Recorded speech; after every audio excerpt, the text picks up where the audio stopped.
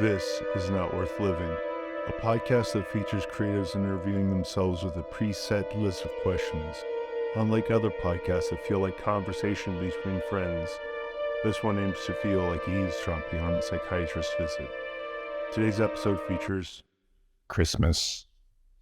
I am a writer.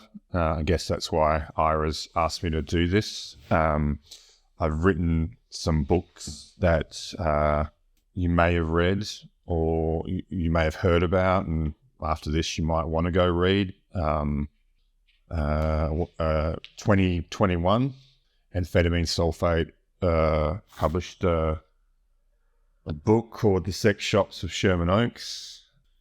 Apocalypse Party, who just tweeted yesterday that they've published 30 books since they started, and they did start around 2019. So in 2019, Apocalypse Party published a book of mine called Xerox Over Manhattan.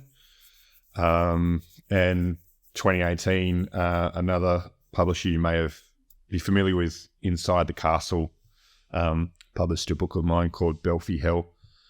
And there's been other stuff, but I won't, this is not a list of everything I've published. This is just so you know a little bit about me. I'm also a member of a band called Mattress Grave, and another band called Snake Milker. I say band, I am the only person in the band. I think that might have something to do with sort of, like a only child who wants a brother or a sister.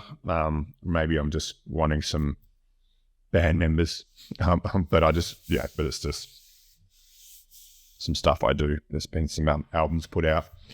Now, in terms of what Ira has entrusted me to do, he's given me a whole bunch of questions, and I need to choose one or none or all of them. I think he said don't answer all of them.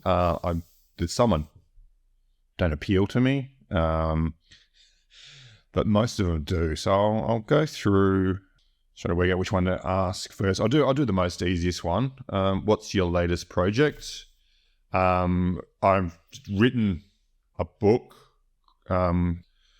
which Ira is going to publish on Filthy Loot very shortly. We're just wrapping up a few last things, more just like layout, cover, following up a few little blurbs and things like that. Probably the delay is more on me.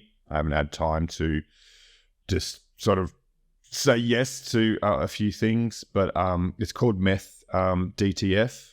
Going to be published on Filthy Loot as part of Ira's, I think it's Talented Perverts imprint, for whatever better word. So that was written last year, and the interesting thing about that for me, you might find this interesting or not, is that Ira actually reached out to me just to say, have you got anything? I think he was expecting something not quite as long as I gave him. I think he was expecting something shorter, not a sort of a novel or a novella length piece, but I think he was pleasantly surprised, and he seems happy with the length that he got. So here we are.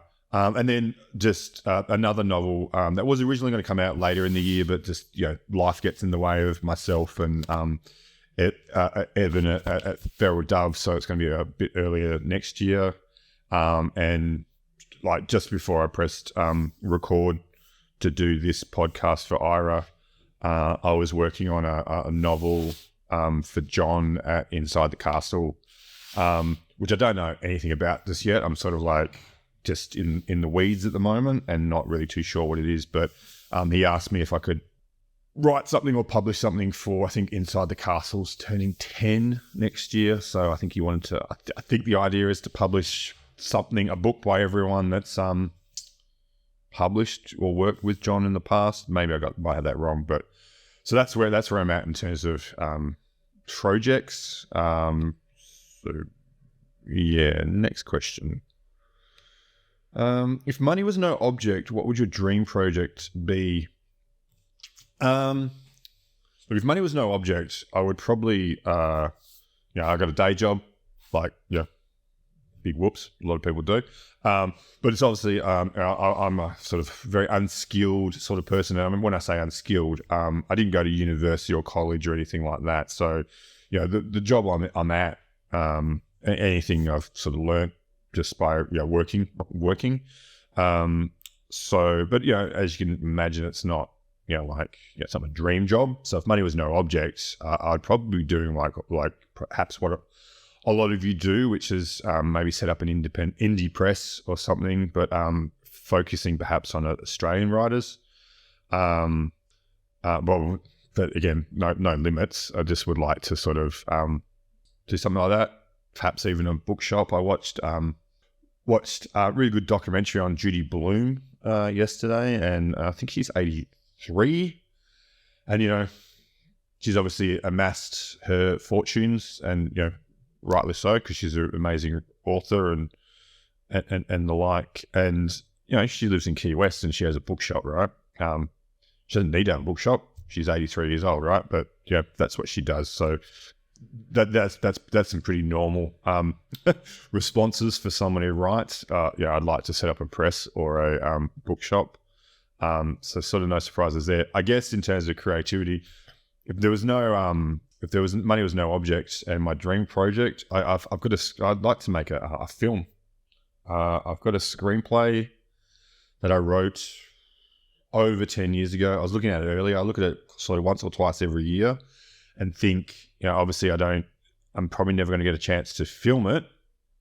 So how can I change this into a novel or something? And it's sort of, I think what happens is when I come to it, I'd really like to film it, but I think trying to change it into some other format, I know my heart's not in it. But if someone said, go film it, I think my heart would suddenly be back into it. I'd be a bit more inspired. So yeah, those three things. Keeps you motivated.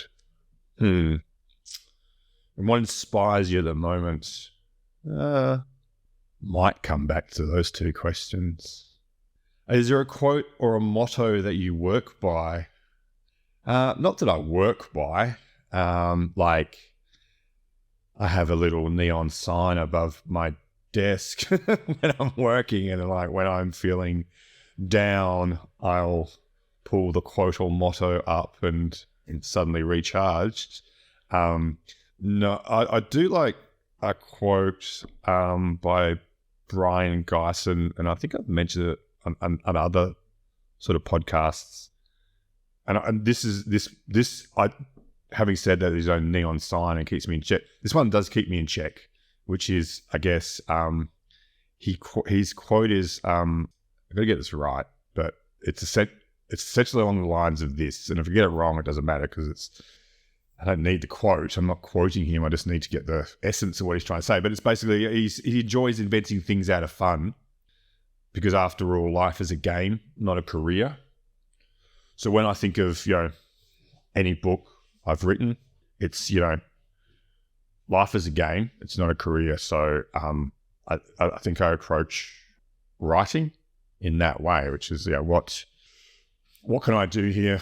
And what are the possibilities, and how am I entertaining myself as well, or and then therefore entertaining other people reading it.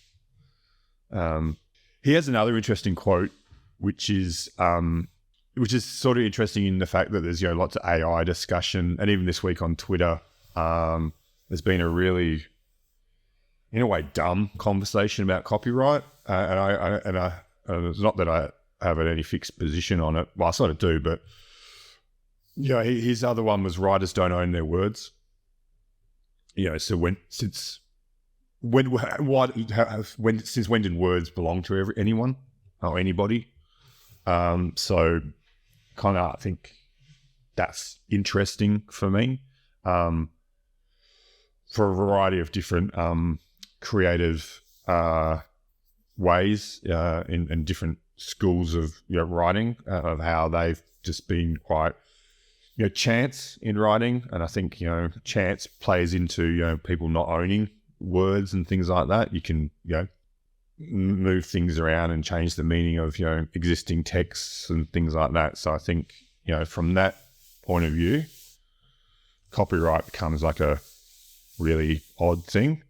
But, I mean, Kathy Acker wrote Great Expectations, right? So I'm not mentioning anything that more intelligent people than myself and scholars of, devoted, reams and reams of, critical theory to in already. So I just find those Twitter conversations a bit odd because it's already been established that you can use, things that are copywritten for a particular purpose. That didn't really answer the question, but yeah, writers don't own their words. Since when do words belong to anybody? And yeah, I enjoy inventing things out of fun. After all, life is a game. It's not a career. Okay. Would you be friends with yourself? Look, at the risk of, getting all existential and all this sort of stuff, I'm, there's as with everyone, anyone that's sort of, is a dynamic human being and has a life that's at times, people have good mental health and people have bad mental health. There's definitely moments where I haven't been friends with myself. So I'm going to flip the question a little bit.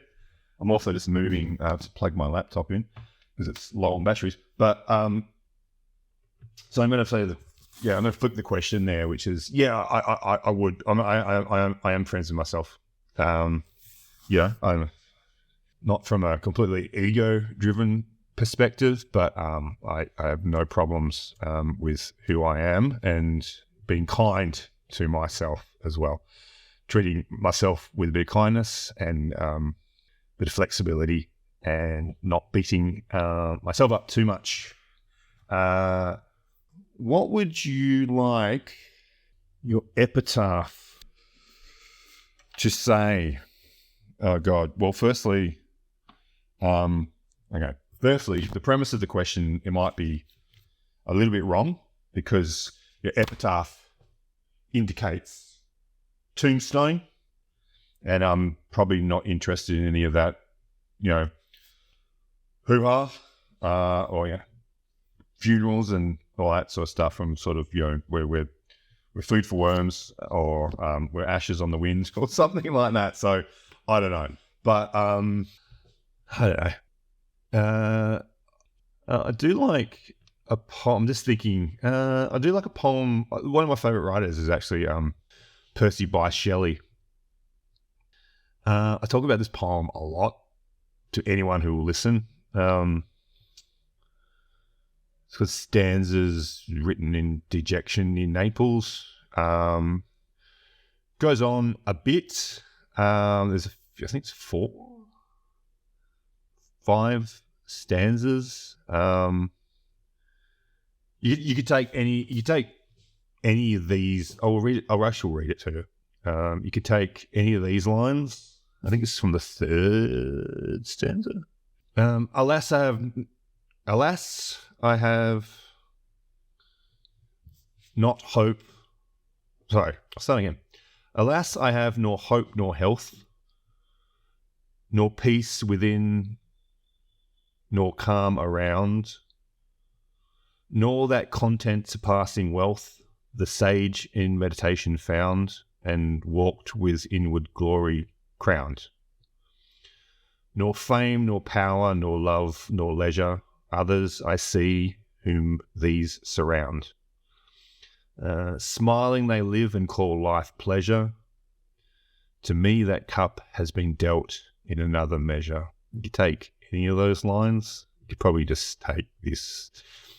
Nor fame, nor power, nor love, nor leisure, others I see whom these surround. Smiling they live and call life pleasure. To me that cup has been dealt in another measure. The interesting thing about this poem The second stanza is this. I see the deep's untrampled floor with green and purple seaweeds strown. I see the waves upon the shore like light dissolved in star showers thrown. I sit upon the sands alone. The lightning of the noontide ocean is flashing round me, and a tone arises from its measured motion. How sweet did any heart now share in my emotion. The guy drowned. He drowned. So this poem's pretty wild. It's got, to me, I always like reading it because it's like this sort of weird prophecy of, which some poetry does. And I'm not saying all poetry needs to do this. I'm just saying there's definitely some poems that do this. Probably does help that, all these guys are off their heads on opium, and probably a bit easier to do this when you have smoked opium. But this stuff that's like beyond human understanding, which was poetry at that time sort of wanted to sort of reach for in a sort of very almost religious sense. So he drowned. I see the deep's untrampled floor with green and purple seaweed strewn. I see the waves upon the shore like light dissolves in star showers thrown. That kind of shakes me a little bit to my core a little bit. That's a pretty wild thing to have written and then to have drowned, years later. But anyway, sorry, back to the question. Epitaphs. Alas, I have nor hope, nor health, nor peace within, nor calm around, not that content surpassing wealth the sage in meditation found. Here lies SJXSJC. Okay. What do you do differently from other people? Oh, I don't know, not much. People are pretty similar. I put my pants on one leg at a time, so I don't do too much differently. I'll explain this. I don't want this to sound like, above my station or the like. I just think that I was going to say I write differently, which is not to say I like this amazing writer. I'm this unique beast that's better than everyone else because I do something differently. I just feel that when my process of writing a novel is just different to other people, and that would just be the same for everyone. I think. I know there's some sort of schools of thought and actual schools, universities that teach people how to write novels, but I don't know if I sat down with another author and talked about the way that I go about writing a novel, it would just be different from them. So I'd be interested in a podcast with authors. The question I would ask authors is the actual physical effect that writing has on an author when they're writing something. So we always hear podcasts where someone's sort of talking about, well, then I did this, I mapped it out and then I wrote it, and I had some cards for scenes and I moved the cards around and I sort of, did some editing and things like that. But I'm actually curious as to, you want to hear like the exhilaration, the manicness of when you're on a tear with like a section of a novel, or when you're trying to write something and it doesn't quite work, just the physical emotion that is comes across people. Are there writers out there that write in a sort of a delirium? I'd be interested in hearing that. And I think the answer to your question, the answer to the question is that's where people do things differently to other people. And I'd be interested in hearing that. I left these two questions to last. What keeps you motivated and what inspires you at the moment? Two things. Obviously, other presses and other writers. So current writers. Ira, you sent me this book, and I haven't got back to you about how much I liked it. But this Jenny. Letters to Jenny Just After She Died by Charlene Ellsby. I didn't find it. You sent it to me, but it's just reading other people's stuff, and then going and listen to a podcast of Charlene. I think I read this, listened to Charlene on the Writing the Rapids podcast, and was sort of just, I didn't know anything really about Charlene and her background in a whole bunch of things in philosophy, and I think she taught lit. But Charlene is clearly an absolute gem of a writer, and seems like a gem of a person, and just an absolute intellectual. Just that sort of stuff. Again, just other writers. There's this book. Not a book, actually, it's a chapbook by I might get this name wrong. Might get the surname wrong. Also bear in mind my accent, but Danielle Chalosky. She wrote this book called Cheat. Just reading that inspires me. That keeps me motivated. Just makes me really happy. That there's people writing such good stuff. I'm always inspired by Thomas More. I haven't read, because I have my own things that I want to read sometimes. So and that might just be non-fiction. I don't want to read a lot of non-fiction. But Thomas More, I haven't read a lot of his most recent sort of amphetamine sulfate stuff. But he wrote a book back in 2013 called A Certain Kind of Light. I remember reading it back then. So 10 years ago, I remember reading it and just thinking, who is this guy? Who is this guy? I've never heard of this guy. He sort of writes in a space that a big space, a space that I want to sort of circle around in. And he's in there, and that was inspiring, and and then he's written another book. You should go read these two books. Read anything of his, but In Their Arms, which I think is 2015, 16. Just both amazing books. Just other writers. A book called Mean by Miriam Gerber is just amazing. Derek McCormick's anything by Derek McCormick, but Castle Faggot is I don't even know what it is really, but it has it's got this emotional gravitas that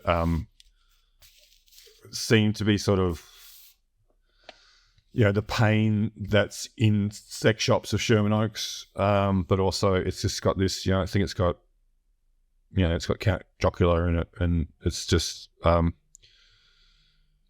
side-splittingly funny. I'm not too sure what it's meant to be, but High School Romance by Marston Hefner, I really liked. Wasn't what I was expecting from Marston.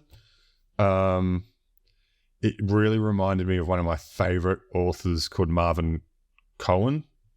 This sort of absurdist,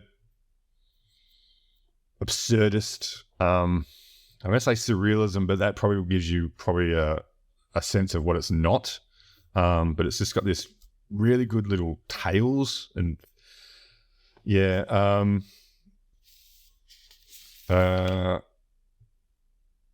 Welfare by Steve Anwell is just a really great novel. His novel Welfare, and I think Animals Eat Each Other by Ellie Nash I really enjoyed. They seem to be completely I grew up in a really remote area, or capital city in Australia. They both reminded me of sort of the shithead that I hung out with when I was in high school and in my 20s, and I just really enjoyed reading them, and also really enjoyed reading them because it's just a completely style that's so different to myself. So I just, I don't read things that are written like me. So I was just really enjoyed it. And even Something Gross, which is on Apocalypse Party. So that's by Big Bruiser, Dope Boy. That's just that's an amazing novel. Anyone who's read that knows that. And then just finding stuff, old stuff. There's a really good graphic novel called Soft City by Harrington Push Wagner. It's just a Norwegian pop artist graphic novel that's all kind of very line drawings about a city. Like the horror of, living in a city. Mundanity is sort of like abject horror. It's a massive book. It's like the size of a coffee table, and it's just what I'm so glad. I'm so glad. That inspires me all the time. That something like that keeps me motivated. I'm like, this is just amazing, right? So there's that, and then just finding new things. I think one of my things is finding old things and going, oh, that's sort of like how I write. So, like go read a book of poetry called Anabasis by St. John Perse. It's like, when I read it, I was like, oh, okay, I get, these not peers, but these past writers where there's some sort of lineage and you didn't know you were in some sort of lineage, for want of a better word, lineage with them. Not, that makes me sound, again, above my station, but it's just like, oh, okay, I'm not, you'd like to think that you're writing, you're this unique, precious unicorn, but you're not, right? There's always someone that's written quite similar to you. Like I said, in a space or a framework that you're sort of, a big framework that you're sort of just happen to be moving in through. So, so finding those sorts of things. I remember, I've had reviews of my work and I'm like, I don't even know this writer that they're talking about that they say I write like. So, next minute, shuffling off and finding out who that writer is. Okay, that's it. We're heading up we're in the 29-minute mark, so that's probably enough of me talking. Thanks, Ira. Thanks for everyone. Thanks, Ira, for asking me the questions, and thanks everyone for listening. I will speak to you all soon. Bye.